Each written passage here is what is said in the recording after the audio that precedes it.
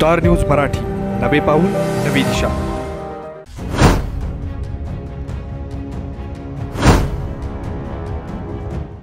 तुम्हाला सोने खरेदी करायचं आहे तर मग चला विट्याच्या ओम ज्वेलर्स मध्ये।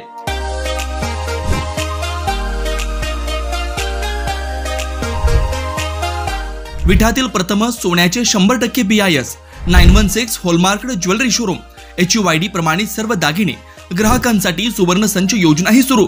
तर मग एक वेळ अवश्य भेट द्या। आमचा पत्ता ओम ज्वेलर्स, सराफपेठ, बँक ऑफ महाराष्ट्र समोर विटा, श्री भगवान ढमाले गार्डीकर, डॉक्टर विशाल शिंदे मोराळे। SS कम्युनिकेशन द्वारा संचलित द मोबाईल स्पेस घेऊन येत आहे धमाका ऑफर्स। आयफोन सह सर्व प्रकारच्या नामवंत कंपन्यांचे अँड्रॉइड फोन खरेदी करा आणि प्रत्येक मोबाईल खरेदीवर मिळवा हमखास भेटवस्तू आणि सोबत मिळवा 2 वर्षांची वॉरंटी। एवढंच नव्हे तर ब्रँडेड मोबाईलवर 30% डिस्काउंट, ॲक्सेसरीजवर तब्बल 70% मोठा डिस्काउंट। शिवाय आमच्याकडे अत्याधुनिक पद्धतीने मोबाईल दुरुस्ती देखील उपलब्ध। या धमाकेदार ऑफरचा लाभ घेण्यासाठी द मोबाईल स्पेस या शोरूमला आजच भेट द्या।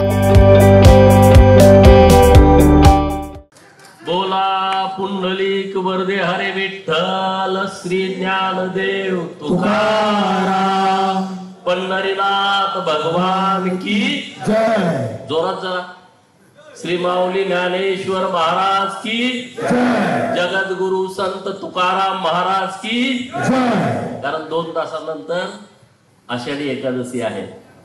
तुम्ही आखाडीवर लक्ष ठेवून आहात, परंतु आषाढी एकादशी 2-2.5 तासानंतर लागते।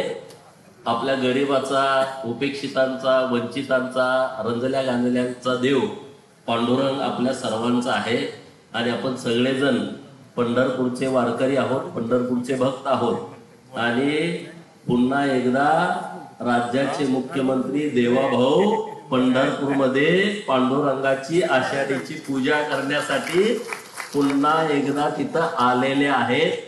सगळ्याच्या नाकावर टिचून ते आलेले आहेत आणि ते तुमच्या सर्वांच्या आशीर्वादाने आलेत, महाराष्ट्रातल्या जनतेच्या। आज खानापूरमध्ये आपल्या सर्वांच्या उपस्थितीमध्ये भारतीय जनता पार्टीचा संवाद मेळावा होतोय आणि या मेळाव्याला मार्गदर्शन करण्यासाठी आपल्या जिल्ह्याचे तरुण तडफदार कर्तबगार जिल्हाध्यक्ष माननीय सम्राट बाबा उपस्थित आहेत। आपण जोरदार टाळ्या वाजवून सम्राट बाबांचं स्वागत करूया। व्यासपीठावरती माननीय ब्रह्मानंद पडळकर सेठ, भाजपा तालुक्याचे अध्यक्ष माननीय दाजीशेठ पवार, सरपंच अगस्तीनगर,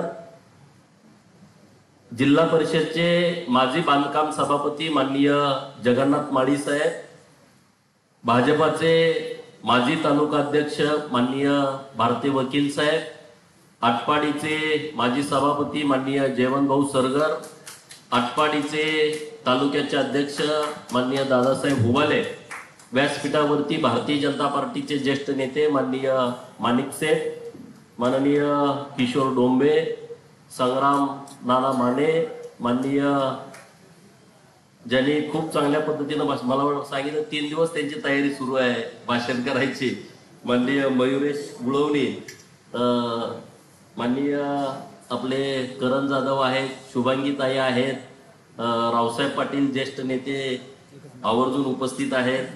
व्यासपीठावरती उपस्थित निलेश पाटील आहेत, रघुनाथ मेटकरी आहेत, महादेव साठे आहेत। अरे किती जणांची नाव आहे, इतके लीडर आहेत।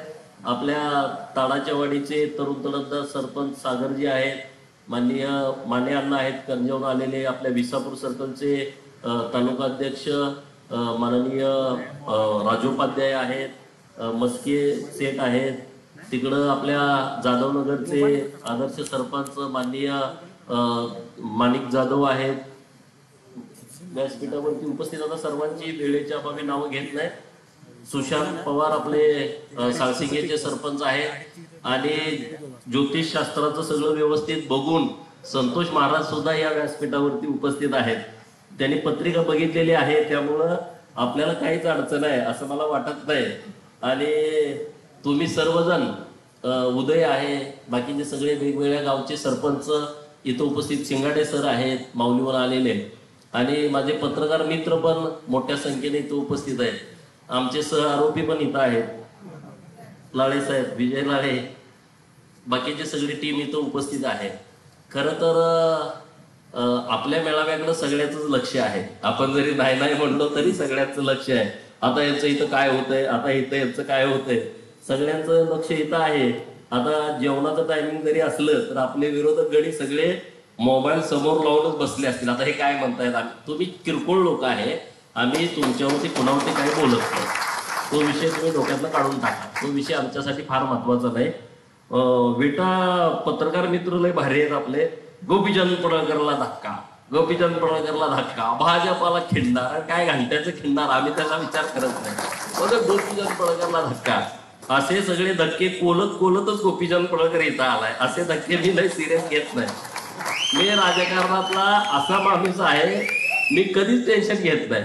मी विधानसभेच्या एवढ्या निवडणुका लढल्या, पहिल्या दुसऱ्या फेरीतच मला अंदाज येतो. आता आपण पडणार आहे 4थ्या फेरीला मी जेवत बसलेलो आहे. माझ्या सगळ्या सहकार्यांना तुम्ही विचारा. आणि तिकडं डिपॉझिट माझं जप्त झालं त्या दिवशी पण मी निवांत होतो. मी असलं टेन्शन घेत नाही. अरे मेंढा राखणाऱ्याचा पोरगा महाराष्ट्रामध्ये डॉक्टर बाबासाहेब आंबेडकर साहेबांच्या संविधानामुळं महाराष्ट्रामध्ये विधान परिषदेचा सदस्य झाला, भारतीय जनता पार्टीमुळे सदस्य झाला.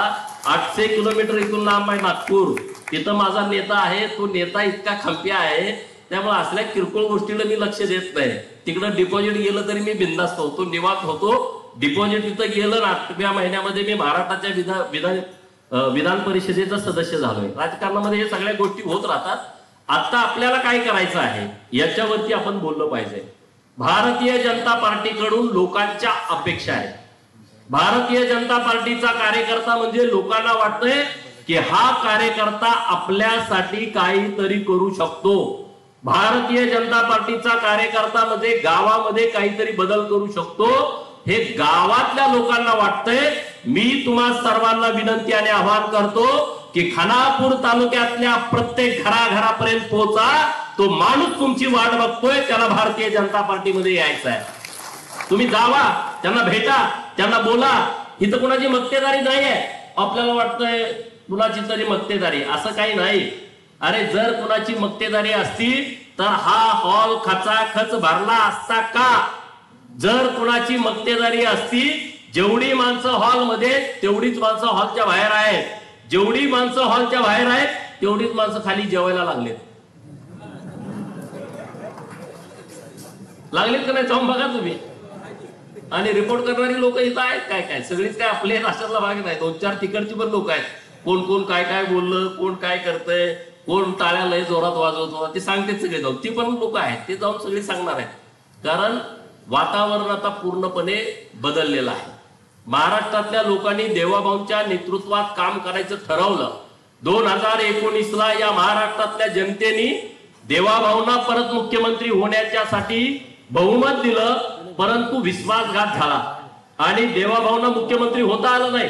2.5 वर्ष महाराष्ट्राला पाठीमाग नेण्याचं पाप या महाराष्ट्रामध्ये ज्यांनी लोकांनी ज्यांना निवडून दिलं नव्हतं, अशी अनैसर्गिक अलायन्स महाराष्ट्रामध्ये तयार झाली. अनैसर्गिक युती महाराष्ट्रामध्ये तयार झाली. अनैसर्गिक मी का म्हणतोय? भारतीय जनता पार्टी आणि शिवसेना ही नैसर्गिक युती आहे. पण शिवसेना आणि काँग्रेस, शिवसेना आणि तेव्हाच्या शरद पवारांची राष्ट्रवादी, ही काय नैसर्गिक युती आहे का? ही अनैसर्गिक युती आहे, आघाडी आहे. ते सत्तेमध्ये आले आणि त्यांनी सत्तेमध्ये आल्यानंतर काय केलं? आमची टेंबू योजना पूर्ण झाली पाहिजे, त्यांना पैसे देता आले नाहीत. जेव्हा एकनाथ शिंदे साहेबांनी देवाभाऊचं सरकार आलं तेव्हा 7,000 कोटी रुपये टेंबू योजनेला सरकारनं दिलं. 7,000 कोटी. नाहीतर तुमचा जयंत पाटील 100 कोटी, 50 कोटी. अरे ते कॉन्ट्रॅक्टरला बिल द्यायला पैसे तेवढे लागतात. पहिलं काँग्रेस आणि राष्ट्रवादीचं सरकार होतं. कडेगाव तालुक्यात 10 किलोमीटर कॅनॉलचं काम सुरू, खानापूर तालुक्यात 10 किलोमीटर कॅनॉलचं काम सुरू, आटपाडी तालुक्यात 5 किलोमीटर कॅनॉलचं काम सुरू, सांगोल्यात 5 किलोमीटर. तिथल्या लोकांना वाटत काम चालू आहे. अरे पण असं 5-5 जण 10 किलोमीटर केल्यावर पाणी कसं यायचं? तसं भाजपचं नेतृत्व नाही. भाजपचं नेतृत्व एकदाच पैसे उपलब्ध करत आहे. देवाभाऊ राज्याचे मुख्यमंत्री झाले. नितीन गडकरी साहेबांच्याकडे उमा भारती मॅडमकडे तिथला चार्ज होता केंद्राचा. तो चार्ज बांधणी नितीन गडकरी साहेबांच्याकडे आला. ज्या दिवशी नितीन गडकरींच्याकडे चार्ज आला त्याच दिवशी त्यांनी देवाभाऊला सांगितलं की ते सगळे सचिव दिल्लीला पाठवून द्या. सगळे मुख्य सचिव, जलसंपदा खात्याचे सचिव, अर्थ खात्याचे सचिव दिल्लीला गेले आणि दुसऱ्या दिवशी 49,000 कोटी रुपये महाराष्ट्राला घेऊन आले. किती? 49,000 कोटी. तिथले तिथले अमुक तमुक, आम्ही हे आणलं, आम्ही ते आणलं, असं नसतंय. ते गणित नीट समजून घ्या. तिथनं 49,000 कोटी आले, मग टेंबूला पैसे आले, मग म्हैसाळ आले, मग आरफळला आले, मग ताकारीला आले, मग महाराष्ट्रातल्या सगळ्या उपसा जलसिंचन योजनासाठी पैसे आले, मग तेव्हा हे प्रोजेक्ट पूर्ण झाले. म्हणून लोकांना भारतीय जनता पार्टीचं सरकार पाहिजे. आता तुम्ही परिस्थिती बघताय, मीडियात काय चालू आहे? मराठी मराठी मराठी मराठी मराठी. अरे मराठी बोलायला आम्हाला काय कुणी शिकवायला लागतंय काय? आम्ही आमच्या आईच्या पोटामध्ये मराठी शिकतो. विज्ञान काय म्हणतंय? जेव्हा बाळ गर्भामध्ये असतं तेव्हा आई जे 9 महिन्यामध्ये ज्या पद्धतीनं तिचं बोलणं चालणं वागणं असतंय तो गर्भावरती परिणाम करताय. आई जर छत्रपती शिवाजी महाराजांच्या फोटो समोर असेल, डॉक्टर बाबासाहेब आंबेडकर साहेबांच्या फोटो सातत्यानं त्या आईच्या समोर असेल, महात्मा ज्योतिबा फुलेंचा फोटो आईच्या समोर असेल, पुण्यश्लोक आईला देवी होळकरांचा फोटो, नरवीर राजा उमाजी नायकांचा फोटो, अण्णाभाऊ साठेंचा फोटो, हे जर सातत्यानं त्या घरामध्ये असेल तर त्या महापुरुषांचे विचार जे आहेत ते त्या गर्भावरती परिणाम करत असतात. मासाहेबा जिजाऊंचा फोटो घरात असेल तर तो गर्भावरती परिणाम करतो. अरे मग आमची आई मराठीमध्ये बोलते, मराठीमध्ये जात्यावरची गाणी म्हणते, ओव्या गाते, लग्नामध्ये ओव्या गाते, कुणाचा कार्यक्रम असला तिथं, मग आम्हाला काय मराठी शिकायला लागतंय काय? मराठी आम्ही आमच्या आईच्या पोटामध्ये शिकतो. आम्हाला पहिला गुरु आमची आई आहे, आमचे वडील आहेत, आमची बहीण आहे, आमचा चुलता आहे, आमचे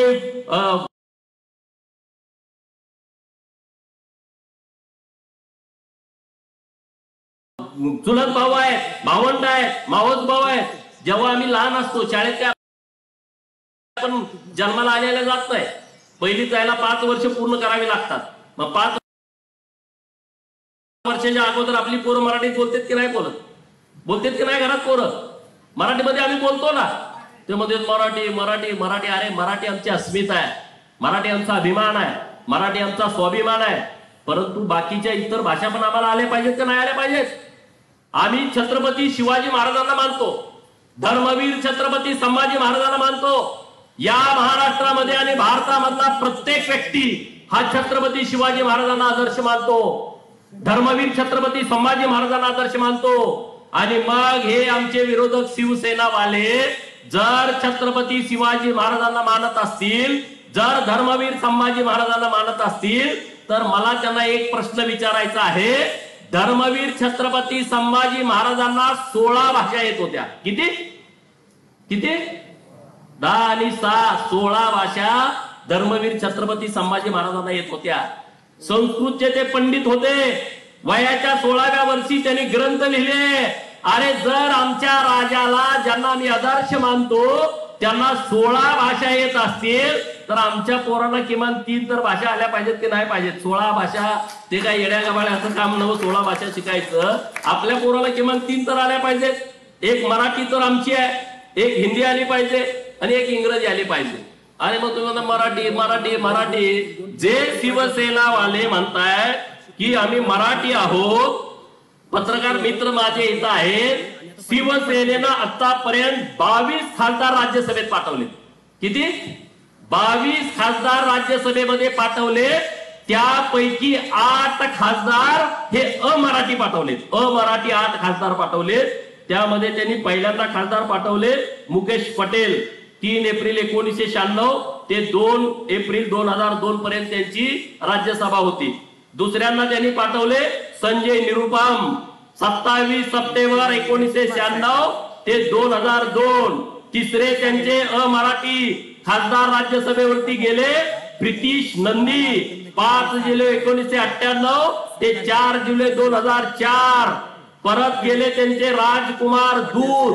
राजकुमार दूत 3 वेळा गेले बघा. 3 एप्रिल 2002 ते 2008. 3 एप्रिल 2008 ते 2 एप्रिल 2014, 3 एप्रिल 2014 ते 2 एप्रिल 2020. आता गेल्या प्रियांका चतुर्वेदी 3 एप्रिल 2020 ला 8 खासदार 22 पैकी त्यांचे अमराठी गेले राज्यसभेवर दिल्लीला, आणि ते आम्हाला सांगते आम्ही मराठी आहोत, आम्ही मराठी आहोत, आम्ही मराठी आहोत, मराठी विषयी आमचं प्रेम आहे. मग हे 8 खासदार जे अमराठी आहेत, जे उत्तर भारतातले आहेत, ते नेमकं कुठल्या प्रेमातून तुम्ही दिल्लीला पाठवले याचं उत्तर तुम्ही महाराष्ट्रातल्या जनतेला देण्याची आवश्यकता आहे. द्यायला पाहिजे की नाही सांगा? हा, दिलं पाहिजे की नाही दिलं पाहिजे? ते त्याच्यावरती बोलत नाहीत. लगेच मग टर्न इकडं तिकडं इकडं तिकडं जाते. त्यांची पोरं इंग्लिश मीडियम मध्ये आणि आमची पोरं जिल्हा परिषदच्या मराठीच्या शाळेमध्ये. अरे मग आमची पोरं जिल्हा परिषदच्या मराठी शाळेमध्ये शिकतायत, तर त्यांना चांगल्या दर्जाचं शिक्षण मिळालं पाहिजे की नाही मिळालं पाहिजे? ते चांगल्या दर्जाचं शिक्षण देण्याचं काम माननीय देवाभाऊंच्या सरकारने केलाय. कारण जिल्हा परिषदच्या शाळेमध्ये आमची पोरं जातात, गरिबाची पोरं जातात, शेतकऱ्याची, कष्टकऱ्याची, 18 पगड जातीतली, 12 बलुतेदारांची, भटक्या विमुक्तांची, मागासवर्गीयांची पोरं, आदिवासींची पोरं हे जिल्हा परिषदच्या शाळेमध्ये जातात. आणि हे बाता मारतात की लांब लांबच्या सगळ्या बाता मारतायत. तर तुम्हा सगळ्या मित्रांना माझी विनंती करायची आहे की बाबांनो, भाजप हे लोकांच्या मध्ये गेलं पाहिजे, तळागाळामध्ये गेलं पाहिजे. भाजपचा विचार लोकांच्या मध्ये गेला पाहिजे. आपल्याला खूप पोषक वातावरण आहे. आता विद्यामध्ये आपले मयुरेश दादा गुळवणी सारखं एक चांगलं व्यक्तिमत्व आपल्या सोबत आलेलं आहे की ज्यांच्याकडे मोठ्या संस्था आहेत. आता त्या संस्था ढापायचं पण थोडी लोक डोळा ठेवतायत, तर आम्ही तुमच्या सोबत आहे, आमची काही मदत लागली तर आम्ही तुमच्या बाजूने ठाम.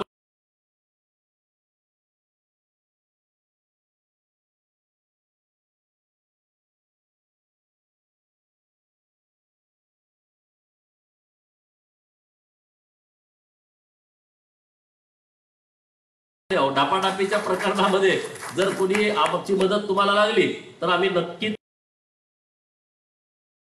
तुमच्या बाजूने ठामपणे उभं राहू. कारण आम्ही पडत्या लोकांच्या बाजूने नक्की उभा राहतो. आम्हाला त्याची काही कमीपणा वाटत नाही. आता जिल्हा परिषद आणि पंचायत समितीच्या निवडणुका आल्या आणि सम्राट बाबांच्या जिल्हाध्यक्षांच्या नेतृत्वाखाली तिकडं सदाभाऊ खोत आहे, इकडं मी आहे, भाजपचे आमदार आहेत. ज्या ठिकाणी आमदार नाही तिथं सगळी लोक आहेत. आपण ताकदीनं जिल्हा परिषद आणि पंचायत समितीच्या निवडणुका लढवायच्या आहेत आणि सांगली जिल्हा परिषद वरती भाजपचा एक हाती झेंडा लागला पाहिजे, ही आपल्या सगळ्यांची भूमिका आहे. आणि इथं जरा भाकरी करपायला लागले, इथं बदला. या खानापूर तालुक्यामध्ये जिल्हा परिषदचे सदस्य भाजपचे झाले पाहिजे. विटा नगर परिषदेवरती भारतीय जनता पार्टीचा झेंडा लागला पाहिजे. आणि आता ह्या वेळेस लागेल किशोर डोंबे साहेब.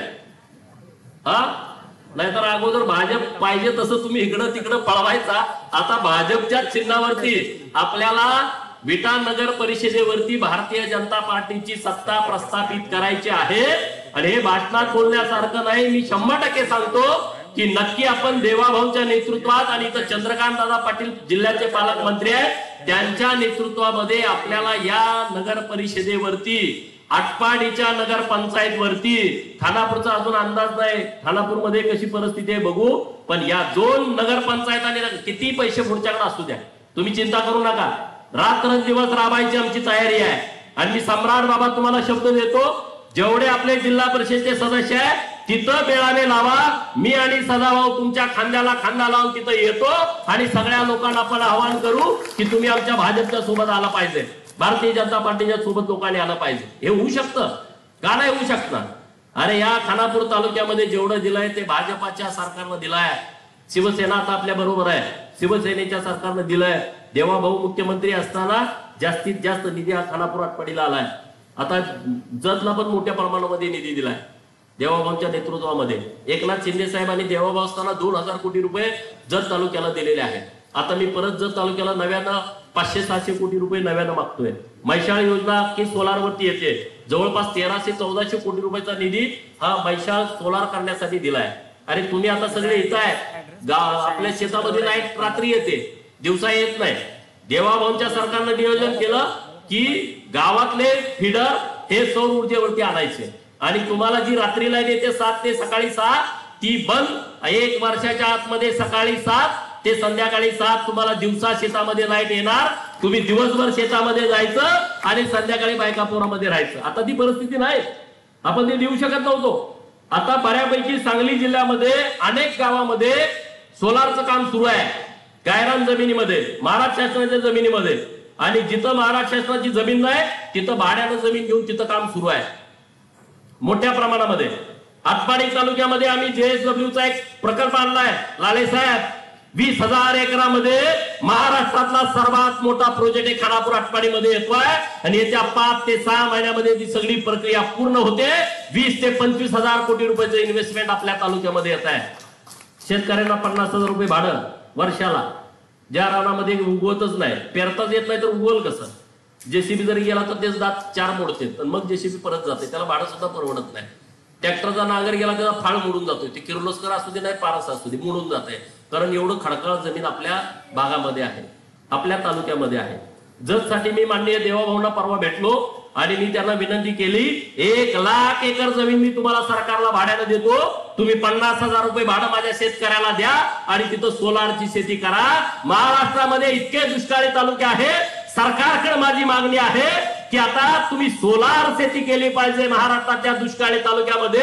जिथं तुम्ही पाणी दिलं तरी सुद्धा परिवर्तन होत नाही अशा काही जमिनी गावगाड्यामध्ये आहेत, काही गावामध्ये आहेत, तिथं तुम्ही सोलार लावा आणि सगळ्या या सौर ऊर्जेचा वापर हा आपल्या शेतकऱ्यांच्यासाठी होऊ द्या आणि त्यांना घर बसणं भाडं मिळू द्या. ही आमची सरकारनं मागणी आहे आणि आम्ही ते करतोय. आम्ही नुसतं बोलतोय अशाचा विषय नाही. मी नितेश राणे साहेबांच्याकडे परवा मागणी केली. सम्राट बाबांचे अत्यंत जवळचे सहकारी आहेत आणि हिंदुत्वाची महाराष्ट्रामध्ये भूमिका घेणारे एक डॅशिंग नेते आहेत, डॅशिंग मंत्री आहेत. आणि मी त्यांच्याकडे विनंती अशी केली की नितेश राणे साहेब, तुम्ही कोकणामध्ये जे मत्स्य व्यवसाय करणारी लोक आहेत, खाऱ्या पाण्यातली मासेमारी, गोड्या पाण्यातली मासेमारी म्हणजे मोठ्या धरणातल्या, मोठ्या तलावातल्या, त्यांनी एक क्रांतिकारी निर्णय घेतला की मत्स्य शेतीला शेतीचा दर्जा दिला. जे शेतकऱ्याला मिळणार ते मासेमारी करणाऱ्या लोकांना मिळणार. मग माझ्या डोक्यात एक संकल्पना आली, मी जाऊन त्यांना भेटलो. जसं तुम्ही मत्स्य शेतीला शेतीचा दर्जा दिलाय तसा आमच्या जत विधानसभा मतदारसंघामध्ये 4,000 शेततळी आहेत. खानापूर आटपाडीला पण असतील. उद्या आपण माहिती, तुम्हाला जतच बोलायला लागलाय. मला जे सुचलं ते मी बोललो. त्या लोकांनी मला निवडून दिलंय, मला त्यांच्यासाठी काम करणं माझं कर्तव्य आहे. आणि म्हणून मी सरकारकडे मागणी केली की शेत तळ्यामध्ये मत्स्य व्यवसाय करता यावा, यासाठी महाराष्ट्रातला पहिला पायलट प्रोजेक्ट जत विधानसभा मतदारसंघामध्ये द्यावा. 4,000 शेततळी आहेत. त्या सगळ्या लोकांना आणि माननीय मंत्री महोदयांनी मग बुधवारी बैठक लावली. कधी रे? सोमवारी. म्हणजे एवढे मंत्री आपले प्रगल्भ आहेत बघा. मी पत्र दिलंय परवा दिवशी आणि बैठक लागली सोमवारी. आणि मला ठाम विश्वास आहे नारायण राणे साहेबांचा पोरगा आहे, वाघाच्या पोटी वाघच जन्माला येतो. वाघाच्या पोटी कुठे हरिण जन्माला आलाय का जगात? तर ते 100% निर्णय करतील की शेत तळ्यामध्ये मत्स्य शेती करता येईल. आम्ही नवीन नवीन आयडिया देतोय सरकारकडे, मागणी करतोय. पूर्ण क्षमतेने आमची लढाई सुरू आहे. त्यामुळं खानापूर तालुक्यामध्ये नवीन जे आता उपकेंद्र झालं आपलं शिवाजी विद्यापीठाचं, मी दादांच्याकडे गेलो. दादाला म्हणलं उपकेंद्र झालं.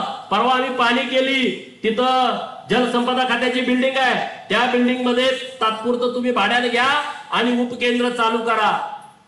मग मी कुलगुरूंना फोन केला. कुलगुरू म्हणले आम्हाला अजून वर्ण निरोप आला नाही. मी दादांना बोललो, कुलगुरू म्हणतोय निरोप आला नाही.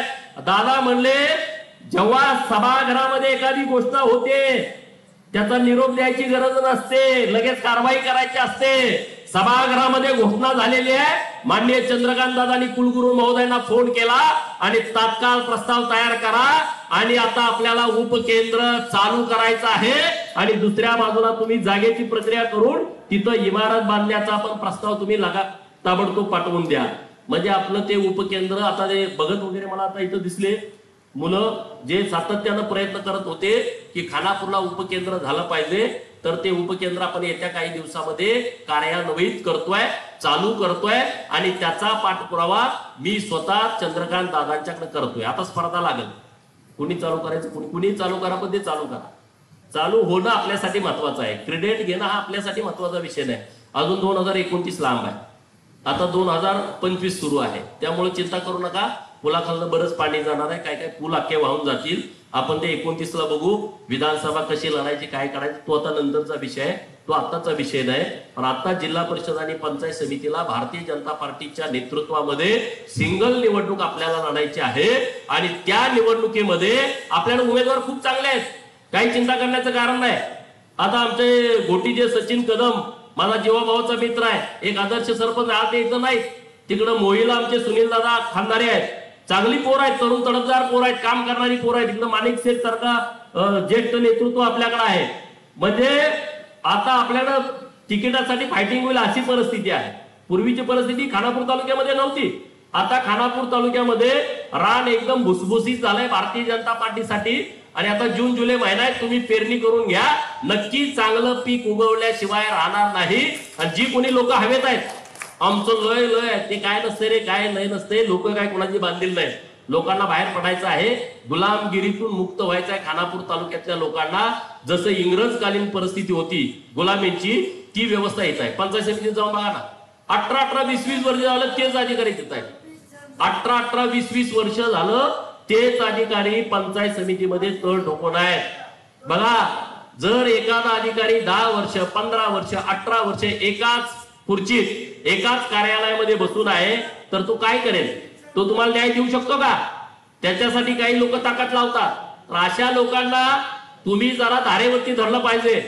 तुम्ही त्यांना लोकांची कामं करण्यासाठी प्रवृत्त केलं पाहिजे. त्यांना सांगितलं पाहिजे तुम्ही लोकांच्यासाठी आहे, लोकांच्या पैशातून तुमचा पगार मिळतो. तर हे तुम्ही बसू द्या, ए बस रे ग बस, काय बोलू, लोकांच्या पैशातून तुमचा पगार मिळतो हे तुम्ही त्या लोकांना सांगितलं पाहिजे, समजावून सांगितलं पाहिजे अधिकाऱ्यांना. नाहीतर त्यांनी गबाळ गुंडाळून गेलं पाहिजे. आपण जरा टाईट करू. तुम्ही मला सांगा, आम्ही तिथं जिल्हा परिषद असेल, कलेक्टर ऑफिस असेल, अन्य ठिकाणी तुमची कुठली कामं असतील, कोणी अडवणूक करत असेल, रस्ता तुमचा अडवलाय, सांगा ना आम्हाला. इथं ब्रह्माशेठ आहेत, मी आहे, काही चिंता करू नका. आम्ही जरी इथं आमदार नसलो तर आमदारांपेक्षा एकही काम तुमचं कमी होणार नाही, हा शब्द मी तुम्हाला देतो. तुमची कुणी अडवणूक करणार नाही. पोलीस स्टेशन आला आणि तुम्हाला उगाच झोपाडला असं होणार नाही. खानापूर तालुक्याचा तो मूळ डीएनएच आहे. पोलिसाकडनं आणा चोपा, तलाट्याकडनं आणा उतार्यात खाडाखोड करून टाका. ग्रामसेवकाला सांगा घराच्या उतार्यावर काहीतरी उलट सुलट लिहून टाक. एकदा लिहिलं का काढायचं कोण, त्याला प्रक्रिया आहे. एखादा कंस जरी केला तलाट्यानं तर तो काढायला 2-4 वर्ष जातील. कंस करायला अडचण नाही, पण काढायला अडचण आहे. त्याचे नियम आहेत. तहसीलदारांच्याकडे जावा, सर्कलकडे जावा, तहसीलदारांकडे जावा, प्रांताच्याकडे जावा, म्हणजे तुमचा वेळ घालवा, म्हणजे तुमचा पैसा घालवा. ही सगळी प्रक्रिया सुरू असते. हे सगळ्याला आपल्याला बाहेर काढायचं आहे. टेंबूच्या बाबतीमध्ये लाळेसाहेब इथं आहेत, ते साक्षीदार आहेत. कुठल्या आमदारावरती केस झाली, कुठला आमदार जेलमध्ये गेला सांगा? टेंबू योजनेसाठी कुठला आमदार गेला जेलमध्ये? मी स्वतः कराडच्या जेलमध्ये दिवस काढलेत. हे पत्रकार आहेत म्हणून यांना अटक केली नाही. याचा दरारा होता, आमचा दरार नव्हता. आटपाडीत अटक केली. आटपाडी कोर्टाला सुट्टी होती, विटाच्या कोर्टात आलो. विटाच्या कोर्टात जामीन झाला तोवर बाहेर गाड्याने पिंजरा आणून लावलाच होता. त्यांची नावं घेत नाही, आता तो विषय संपलाय. पिंजरा बाहेरच, तिकडून आलो का लगेच पिंजऱ्यात. पिंजरा कुठं? कराडला. चला म्हणलं, चला, आम्ही काही घाबरणारी लोक आहे काय? आम्ही घाबरणारी नाही. लोकांसाठी जेलमध्ये जायची आमची तयारी आहे. आम्ही अनेक वेळा जेलमध्ये गेलोय, त्याचा आम्ही भांडवल केला नाही. कराडच्या जेलमध्ये अरे 2-3 दिवस तुम्ही काढू शकत नाही. त्या जेलमध्ये आम्ही राहिलो. त्या आमच्या हातामध्ये बेड्या, विरोधक फिरवतेत, हे बेड्या बघा, मंगळसूत्र चोरलं. अरे तुमच्या छड्या फाटक्या होत्या तेव्हा मी सफारी गाडीत फिरत होतो. मंगळसूत्र चोरायची माझ्यावर एवढी वाईट वेळ आलेली नाही. वयाच्या 22व्या वर्षी माझ्याकडे सफारी गाडी, मोठेपणा म्हणून सांगत नाही, आम्ही काम करून घेतलेली होती. राजकारणाचा गैरवापर तुम्ही किती करता हे आम्ही डोळ्यांनी बघितलंय. पीआय 7 पीआय बदलले आटपाडीचे. केसेस घाला, केसेस घाला. अरे कसे घालतील? आम्ही काही चुकच करत नाही तर केसेस काय घालतील? नाही, मग तुम्हाला बदलून टाका. दुसरा, तिसरा, अजून तेच सुरू आहे. अरे आम्ही म्हणून तिथं फायटिंग करतोय, नाहीतर राडाराडीशिवाय धंदेच नाहीत. आम्ही कुणाची कधी तक्रारच करत नाही, कधी कुणाची तक्रार करत नाही. आम्ही जे येतंय त्याला आम्ही फेस करतो. तुमच्या सगळ्यांचं पाठबळ आहे म्हणून आम्ही ते काम करू शकतो. तुमच्या सगळ्यांची ताकद आमच्या बरोबर राहू द्या. या खानापूर आटपाडीचा कायापालट करण्याच्या दृष्टिकोनातून आम्हाला काही कामं करायची आहेत. त्यासाठी तुमचा आम्हाला आशीर्वाद पाहिजे, त्यासाठी तुमची आम्हाला ताकद पाहिजे. अरे महाराष्ट्रामध्ये कुणी असा प्रकल्प आणला की जो शेतकऱ्याला 50,000 वर्षाला भाडं देतोय, शेतकऱ्याला 2 वर्षाचं भाडं ऍडव्हान्स मध्ये देतोय? का कुठल्या पुढाऱ्याला वाटलं नाही? का कुठल्या नेत्याला वाटलं नाही? का कुठल्या मंत्र्यांना वाटलं नाही? आम्हाला काय वाटलं? आम्ही गावात आलोय, आमच्या रानात काही पिकत नाही, आम्हाला माहित आहे. आमचा ऊस 30 टन अवरेज पडतंय. आता 30 टन अवरेज पडल्यानंतर काय मिळेल? तिकडं पडतंय 100 टन, आमच्याकडे पडतंय 30 टन 40 टन. कारखान्याला घातलं ती परत 2 वर्ष बिलच देत नाही. मग आता आमच्या शेतकऱ्यांनी करायचं काय? मग आमचा शेतकरी सुद्धा निवांत घरी राहायला पाहिजे म्हणून आम्ही ही योजना आणलेली आहे, म्हणून आम्ही संकल्पना मांडलेली आहे.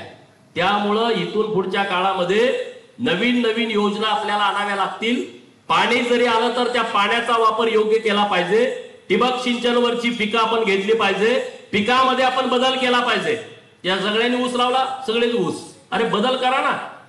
तिकडं लातूरमध्ये 4-5 गाव आहेत, तिथं नुसती कोथिंबीरच लावते, नुसती कोथिंबीर. 21 दिवसात कोथिंबीर येते, विकून टाकते. 5-5 एकर 10-10 एकर कोथिंबीर. नवीन प्रयोग करणाऱ्या शेतकऱ्यांना माझं आव्हान आहे. बांबूची शेती आली आहे. आज जग बुडायच्या मार्गावरती आहे. टेम्परेचर वाढलंय, कार्बन डायऑक्साईड वाढलंय, ऑक्सिजनची लेवल कमी व्हायला लागली आहे. 50 वर्षानंतरची परिस्थिती पूर्णपणे बदलणार आहे. 2-3 दिवसानंतर मी सभागृहाची भूमिका मांडणार आहे या विषयावरती. तुम्ही ती भूमिका बघा. प्रत्येकाने झाडं लावली पाहिजेत, झाडं जगवली पाहिजेत, बांबूची शेती लावली पाहिजे. आपल्या किमान बांधावरती 5-10 नारळाची झाडं असली पाहिजेत, आंब्याची झाडं असली पाहिजेत, चिकूची झाडं असली पाहिजेत. एवढं पाणी आलंय, नाहीतर द्या पाणी रात्री सोडून झोपान, सकाळी जाऊन मोटर बंद करा. ते कृष्णा काठावरती शेतकरी करतोय तसं तुम्ही करू नका. तिथली शेती नापीक झाली, तिथली शेती खारवली. आज ती शेती दुरुस्त करायला करोड रुपये सरकारला तिथं घालावे लागत आहेत. तसं आपण करू नका. आपली ती परिस्थिती नाही आहे. आज दुकानदार आपली लोक आहेत, महाराष्ट्राच्या आणि देशाच्या कानाकोपऱ्यामध्ये आहेत. त्यांना तिथं काय अडचणी येत आहेत. परवा दिल्लीला मेळावा गेला झाला, तिकडे पण मी गेलो होतो. त्या लोकांना पोलिस येऊन मारहाण करतायत, त्यांच्यावरती गुन्हे दाखल होत आहेत. त्यांच्याकडून 10 तोळ्याच्या ऐवजी 1 किलो वसूल केलं जात आहे. अरे आपली रिफायनरी करणारी लोक आहेत, ते नुसतं रिफाईन करून देत आहेत, तरी म्हणतात नाही तुझ्याकडे रिफाईन करून दिलं. अरे म्हणजे किती रोज 3-4 प्रकरण अशी येत आहेत. म्हणजे आपली पोरं जी बाहेर जाते त्यांना सुद्धा हॅरेस केलं जात आहे, त्यांना सुद्धा त्रास दिला जातोय. आज विटा शहराचे विषय गुळवणी साहेबांनी मांडले आणि अत्यंत अभ्यासपूर्ण तुम्ही विषय मांडले. जोरदार टाळ्या वाजून त्यांचं अभिनंदन करा. की मार्केट, भाजीपाल्याचं मार्केट एक आहे, दुसरं झालं पाहिजे. विटाचा विस्तार झालाय. आज विट्यामध्ये विटा स्टँड टू इकडं क्रांतिसिंह नाना पाटलांच्या पुतळ्यापर्यंत किती गर्दी असते. इकडं मायनी रोडला इकडं किती गर्दी असते, उभा राहता येत नाही. तिकडं सांगली रोडला एक 100-200 मीटर पर्यंत तीच परिस्थिती आहे. विट्याला रिंग रोडची आवश्यकता आहे आणि तो रिंग रोड कसल्याही परिस्थितीत झाला पाहिजे. माननीय मुख्यमंत्री महोदयांच्याकडे आम्ही मागणी करू, माननीय उपमुख्यमंत्री एकनाथ शिंदे साहेबांच्याकडे आम्ही मागणी करू की विटा हे सांगली जिल्ह्यातलं एक प्रगल्भ शहर आहे, प्रगती झालेलं शहर आहे, विकसित झालेलं शहर आहे. प्रत्येक दुकानदाराला वाटतंय विट्यात आमचा प्लॉट असला पाहिजे, प्रत्येक दुकानदाराला वाटतंय विट्यात आमचा बंगला असला पाहिजे, प्रत्येक नोकरदाराला वाटतंय की आम्ही राहायला विट्यात असलो पाहिजे. जरी ग्रामीण भागामध्ये त्यांची नोकरी असली तरी आजूबाजूच्या परिसरातली सगळी लोक विट्यामध्ये इन्व्हेस्टमेंट करतायत. विटा आहे, तिकडं इस्लामपूर आहे, हे डेव्हलप झालेली सिटी आहे. जत डेव्हलप खूप आता आहे, आटपाडी डेव्हलप खूप आता आहे, कवठेमंकाळ डेव्हलप खूप आता आहे. पण ही आता विकसित झालेली शहरं आहेत. तर यांच्या ज्या गरजा आहेत त्या गरजा बघून सरकारनं तशा पद्धतीची रचना केली पाहिजे.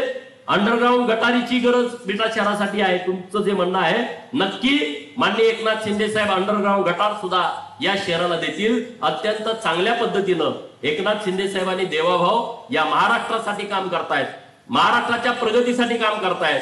आणि म्हणून आपण सगळेजण आपण भारतीय जनता पार्टीचा विचार लोकांच्या पर्यंत घेऊन जावा. गावागावामध्ये शाखा काढा.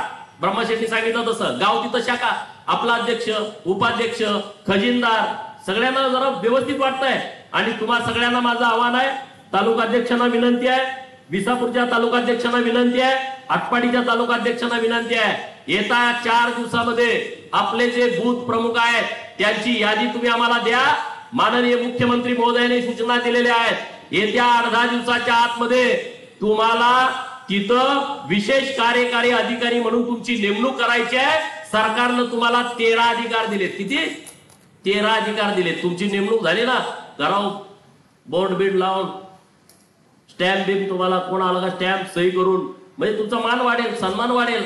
झेंडावंदन आहे, तुम्हाला पुढच्या खुर्चीत बसवायचं आहे. सरकारनं सूचना दिली आहे. कुठलंही चांगलं महत्वाचं काम आहे गावामधलं, तिथं तुम्हाला आधी विचारायचं आहे.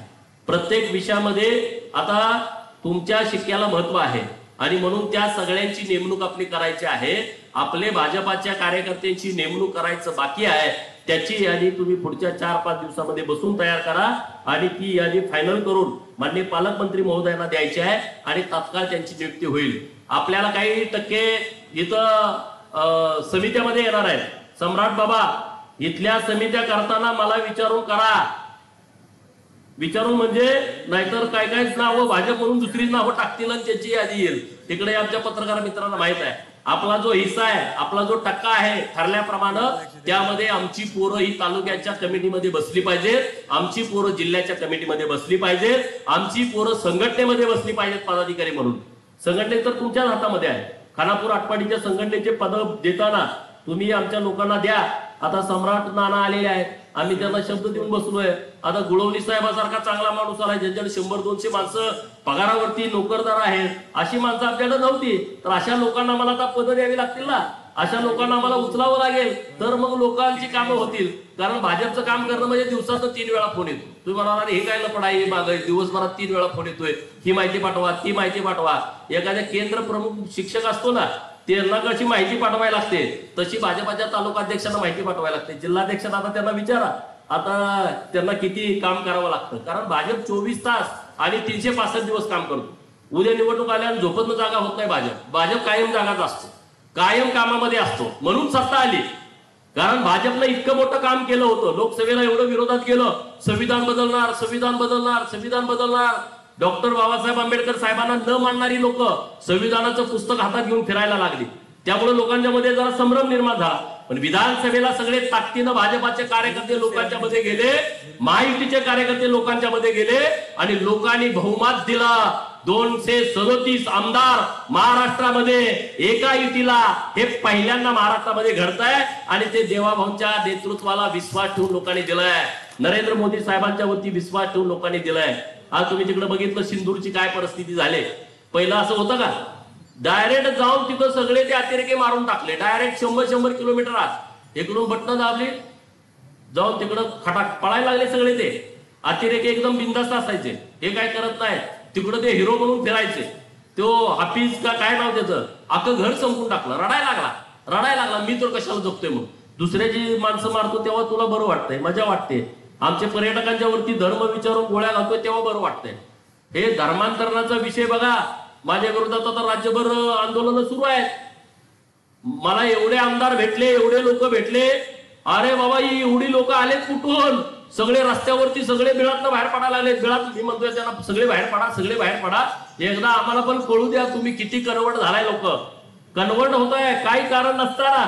अरे संविधानानं कन्वर्ट होणं तुम्हाला अधिकार आहे, पण फसवून कन्वर्ट करणं, फसवून धर्मांतरण करणं, आमिष दाखवून धर्मांतरण करणं, चमत्कार करतोय म्हणून धर्मांतरण करणं, हा संविधानानं गुन्हा आहे. आणि अशा लोकांच्या विरोधामध्ये आम्ही भूमिका घेतलेली आहे. अशा लोकांच्या विरोधामध्ये आमची भूमिका आहे. परवा मी रायगडावरती गेलो होतो. छत्र निजामपूर ग्रामपंचायतचं नाव आहे, सम्राट बाबा. अरे आमचा राजा, ज्यांनी रायगड ज्यांची राजधानी होती, अनेक वर्ष त्यांनी रायगडावरती घालवले महाराजांनी आणि राज्यकारभार केलाय. ज्यांचा राज्याभिषेक रायगडावरती झाला, ज्यांनी अखेरचा श्वास सुद्धा रायगडावरती घेतला, ज्यांचं पवित्र समाधी स्थळ रायगडावरती आहे, असं रायगड छत्र निजामपूर ग्रामपंचायत मध्ये असणं हे योग्य आहे का? सांगा तुम्ही मला. आहे का योग्य?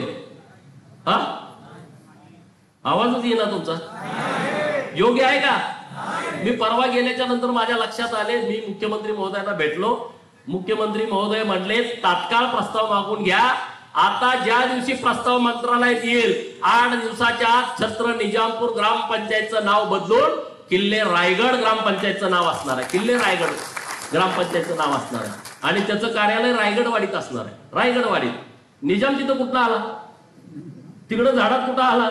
सह्याद्रीच्या गाभाऱ्यात. आणि महाराजांच्या जवळ यायची लायकी आहे का निजामाची? तिथं कुणी हे षडयंत्र केले बघा ना. षडयंत्र कुणी? लोक म्हणतात की छत्रपती शिवाजी महाराजांची लढाई धर्माची नव्हती. अरे तुम्ही आता जागा रायगडावरती जगदेश्वराचं मंदिर आहे, आणि त्या मंदिराला छत्रपती शिवाजी महाराज किती हुशार होते बघा. त्या मंदिराची डिझाईन मशिदीसारखी केली, मशिदीसारखी मिनार आहे त्याला. म्हणजे त्यांना धोका माहित होता की हे मोगल कधी ना कधी इकडं काशी करतील. ते आले, त्यांना मशीद बघितल्यानंतर जरा बरं वाटलं. आत वाकून बघितलं तर तिथं तर जगदीश्वरांची मूर्ती आहे, पिंड आहे. अरे म्हणले आता कसं करायचं, हे पाडलं पाहिजे. तर दरवाज्यातनं आत जायचं तर दरवाजा छोटा केलाय. त्यांना वाटलं वाकून कसं जायचं, मग आपण आता नतमस्तक झालो. म्हणजे महाराजांच्या आयडिया कशा आहेत बघा. दरवाजा छोटा, वर तिकडं मिनार केलंय, वाकून आत जायचं तर आपण जगदेश्वराच्या समोर नतमस्तक झालो, मग आपण वाकून जायचं नाही, मग आपण दरवाजा पाडू. दरवाजा पाडायचा तर दरवाजावर पण मिनार काढले, दरवाजा पण पाडता येईना. असं बरं ठीक आहे, आत हे गेले नाही. परंतु जो जगदीश्वराच्या मंदिराच्या समोर जो नंदी आहे तो नंदी तोडून टाकला. नाक तोडले, कान तोडले. आता पण तो तशीच मूर्ती आहे. सरकारकडे माझी विनंती आहे, छत्रपती शिवाजी महाराजांनी बांधलेल्या मंदिराच्या समोर जी नंदी महाराजाची मूर्ती आहे आणि जी अर्धभग्न अवस्थेमध्ये आहे ती दुरुस्त केली पाहिजे. आता नवीन नवीन टेक्नॉलॉजी आलेल्या आहे, त्याला तुम्ही दगड सुद्धा जॉईंट करू शकता. ती टेक्नॉलॉजी वापरून तो नंदी महाराजाची जी मूर्ती आहे ती मूर्ती पूर्वी आहे तशीच केली पाहिजे. हे काम आपण करणं गरजेचं आहे. तुम्ही खानापुरात बघितलं, नंदी महाराजाचे सिंग कापून टाकली. मग हे कोण करताय? म्हणजे धर्माची लढाई नव्हती एक म्हणतात शिवाजी महाराजांची, मग तुम्ही नंदी महाराजांची मूर्ती का तोडली? कशासाठी तोडली? कुणी तोडली? 350 इमारती रायगडावरती होत्या. किती? 350 इमारती रायगडावरती होत्या. त्या पोटल्याचा डोंगर बाजूला आहे, तिथं इंग्रज 1818 ला आले आणि त्यांनी 1806 तोफा तिथून डागल्या. किती? 1806 तोफा रायगडावरती डागल्या, तेव्हा त्या इमारती पडल्या. जेव्हा हे सगळे तिथं गेले इंग्रज, तेव्हा छत्रपती शिवाजी महाराजांचं 32 मनाचं जे सोन्याचं सिंहासन होतं ते सिंहासन काढलं. आता जिथं छत्रपती शिवाजी महाराजांची मूर्ती आहे त्याच्या पाठीमाग त्यांनी तो वितळवलं ते सिंहासन. आणि ते वितळवल्यामुळं तिथली दगड सुद्धा अशी जळलेली आहे. दगड दुसरीकडे कुठंच काय झालं नाही, पण तिथं ती दगड जळले. कारण इंग्रजांचा हेतू होता भारतातून सगळं लूटमार करणे. आणि मग ते महाराजांच्या सिंहासनाशी त्यांचं काय देणं घेणं आहे? त्यांना ते सोनं वाटलं, आमची ती अस्मिता होती, परंतु त्यांनी ते सोनं वितळवलं आणि ते सगळे घेऊन गेले. म्हणून छत्रपती शिवाजी महाराजांच्या विचारानं जर आपल्याला राहायचं झालं तर आपण त्याचा डिटेल व्यवस्थितपणे अभ्यास करून आपण पुढे जाण्याची आवश्यकता आहे. पुढे गेलं पाहिजे. हिंदू राष्ट्र एकच आहे आपलं. ह्यानं धर्मांतर करायचं, त्यानं लवजिहाद करायचं, सगळ्यांनी असं तोडून काढायचं तर आपण कसं राहू? त्याची आकडेवारी तुम्ही बघा. सगळी वेल एज्युकेटेड मुलं आहात, तुम्ही शिकलाय, तुमच्याकडे युट्यूब आहे, त्याच्यावरती तुम्ही माहिती घ्या. आणि आपल्याला देशासाठी लढावं लागणार आहे. धर्मवीर छत्रपती संभाजी महाराजांची लढाई आपल्याला लढावी लागेल. तिकडं आता माझ्या नावांची सगळी बोंब देत मी आता बोलायला पाणी परत डबल मोर्चे निघतील, म्हणून त्याच्यावरती मी आता जास्त बोलत नाही. परंतु सभागृहामध्ये धर्मांतरावरती मी लक्षवेधिका टाकलेली आहे नाळे साहेब, तर ती लक्षवेधी माझी परवा येईल. धर्मांतर विरोधी कायदा होण्याची आवश्यकता आहे, लव जिहादचा कायदा होण्याची आवश्यकता आहे. मागच्या 15 दिवसापूर्वी आटपाडीची एक गरीब मराठा समाजाची मुलगी मुस्लिम पोरानं जयशिंगपूरच्या नेली, तिथं जयशिंगपूरच्या पोलीस स्टेशन मध्ये आणली. आईला पण बोलवलं नाही, बापाला पण बोलवलं नाही, पोलिसांनी सोडून दिली. कायद्याच्या पळवाट आहेत ना. 18 वर्षाच्या वरची मुलगी आहे, ती म्हणल तिकडं. अरे पण ते आई बापाला सांभाळलं ना तिला. आईला काय वाटतंय, आई येऊन माझ्याकडे लढत बसली. मी परत पोलिसांना फिल्डिंग लावली, पोलिसांनी परत आणलं, आटपाडीला न आणता विट्यात आणलं, विट्यातल्या पोलिसांनी सोडून दिलं. अरे पोलिसांची काही जबाबदारी नव्हती का? डीवायएसपीची इथल्या पीआय साहेबांची जबाबदारी नव्हती का? एक आपली पोरगी पळवून नेलेली आहे आणि तिच्यासाठी आम्ही प्रयत्न करतोय, तुम्ही इथं जबाब घेतले आणि सोडून दिलं. इथं तिला आणायची गरज काय? आटपाडी पोलीस स्टेशनचा विषय होता. एक ना अनेक विषय आहेत. कायद्याच्या पळवाटा काढून ती पोरगी आज पण नाही. विट्याच्या डीवायएसपीला माझं आव्हान आहे की कसल्याही परिस्थितीमध्ये ती पोरगी आटपाडीच्या पोलीस स्टेशन मध्ये आणा, त्यांची कमांडे आम्ही मोडून टाकतो ज्यांनी पळवून नेलेले आहे. आणि ती मुलगी आम्हाला तिच्या आईच्या हातामध्ये द्यायची आहे. सोन्यासारखी पोरगी आहे, दिसायला अतिशय सुंदर मुलगी आहे. एखादा क्लासरूम अधिकारी तिला मिळाला असता. इथलं मी उदाहरण सांगतोय, मी तुम्हाला कुठलं लांबचं उदाहरण सांगत नाही. 16 वर्षाची पुजारी नावाची पोरगी धनगर समाजाची सांगलीतली घेऊन गेले होते. आता पोलिसांनी आणून मागच्या 15 दिवसापूर्वी तिच्या आई वडिलांच्या ताब्यामध्ये दिली. अरे किती तुम्ही षडयंत्र करणार आहे? कशासाठी? हिंदू लोक कधी अशी दादागिरी करतायत का? तुम्ही आमच्या धर्मामध्ये या, तुम्ही आमचा धर्म स्वीकारावा म्हणून आम्ही कधी काय दादागिरी करतो का? पण जनतेनं यायचं, तुम्हाला रेशन धान्य देतो, चला तुम्ही ख्रिश्चन व्हा, तुम्हाला मी घराला 4 पत्रे देतो, आमची पण जाते. अरे धर्मवीर संभाजी महाराज ज्यांचं कान कापलं, जीभ कापली, नाक कापली, डोळ्यामध्ये तप्त सळया घातल्या, अंगावरचं सगळं कातडं काढलं, त्याच्यावरती मीठ मारलं, परत दुसऱ्यांदा कातडं आलं, परत ते काढलं, परत मीठ मारलं, हात तोडले, पाय तोडले, आधी नख काढली, परत बोट तोडली. अरे हाल हाल केले त्यांचे, हाल हाल. औरंगजेबाचं म्हणणं काय होतं? धर्म बदला. धर्मवीर छत्रपती संभाजी महाराजांनी धर्म बदलावा, त्यांनी मुस्लिम व्हावं. अरे जर धर्मवीर छत्रपती संभाजी महाराज शिवाजी महाराजांचा मुलगा, तुम्ही आम्ही कोण आहे रे? हे घर कधीतरी आपण बांधलंय आयुष्यभर धडपाडून. 350 किल्ले असणाऱ्याचा मालक पोरगा धर्मासाठी जीव देतोय, पण धर्म बदलत नाही. त्या धर्मवीर संभाजी महाराजांची कुठंतरी आदर्श ठेवा, नाहीतर इथं काय राहणार नाही. या महाराष्ट्रामध्ये केरळामध्ये काय झालंय, तामिळनाडूत काय झालंय, पश्चिम बंगालमध्ये काय झालंय, पूर्व भारत सगळे अरुणाचल प्रदेश पासून तिकडची राज्य, नागालँड, मणिपूरमध्ये बघितलं तुम्ही किती दंगल चालू होती. मेघालयमध्ये काय चाललंय. अरे आपण सगळ्यांनी सुधारावं आणि आपण सगळ्यांनी या गोष्टीकडे सिरियस बघावं. हे मीडियामध्ये बोलतात ना, त्यांच्यावरती विश्वास ठेवू नका. आपण जर धर्मवीर छत्रपती संभाजी महाराज आणि छत्रपती शिवाजी महाराजांचे मावळे असू, पुण्यश्लोक अहिल्यादेवी होळकरांचे वारस असू, अहिल्यादेवींनी देशामध्ये किती मंदिरं बांधली.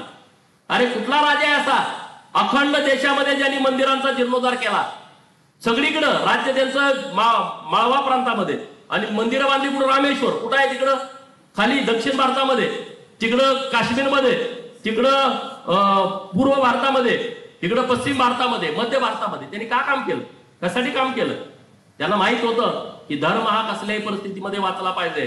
राजकारण आपला नंतरचा विषय आहे. आता माझं इकडे बोलणं चालू झाल्यावर आमच्या विरोधकांना वाटत बरं झालं, ही आता मतं आपली फिक्स झाली. अरे घेऊन टाका मतं. धर्मापेक्षा आम्हाला ती मतं महत्वाची नाहीत, आम्हाला धर्म महत्वाचा आहे. आम्हाला इथली लोक महत्वाची आहेत आणि ती संस्कृती आमची वाचली पाहिजे, ती संस्कृती जतन झाली पाहिजे. ते आमच्यासाठी महत्वाचं आहे. निवडणुका, आमदारकी, खासदारकी हे आमच्यासाठी महत्वाचा विषय नाही आहे. आणि म्हणून आपण सगळे खानापूर तालुक्यातल्या लोकांनी सुद्धा अशा गोष्टीकडे तरुण पोरांनी लक्ष देण्याची आवश्यकता आहे, गरज आहे त्याची. आणि तुम्ही सगळे या गोष्टीकडे लक्ष द्या. सम्राट बाबा वेळ काढून या कार्यक्रमासाठी आले. मी सम्राट बाबांचं विशेष अभिनंदन करतो. त्यांना एक चांगली संधी मिळाली आहे. भाजपामध्ये संघटनेला खूप ताकद असते. आमदार खासदार नंतर जिल्हाध्यक्ष आधी, आमदार नंतर तालुकाध्यक्ष आधी, आमदार नंतर संघटनेचे पदाधिकारी आधी. आणि त्यामुळे त्यांना कमी वयामध्ये जिल्हाध्यक्ष म्हणून काम करण्याची संधी मिळालेली आहे. मी त्यांना मनापासून खूप खूप शुभेच्छा देतो. आमची सगळी टीम व्यासपीठावरची, चुकून कोणाचं नाव राहिलं असेल तर नाराज होऊ नका, मी तुमची माफी मागतो.